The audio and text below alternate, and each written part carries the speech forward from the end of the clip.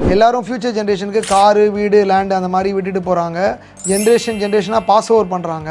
இதெல்லாம் விட இந்த ஒரு அசெட்டுக்கு ஃபியூச்சரில் ஒரு பெரிய டிமாண்ட் கிரியேட் ஆக போகுது. அதை பற்றி இந்த வீடியோவில் சொல்கிறேன். ஃபியூச்சரில் வரப்போகிற பெரிய டிமாண்ட் என்னென்னா ஆக்சஸ் டு பியூர் வாட்டர்.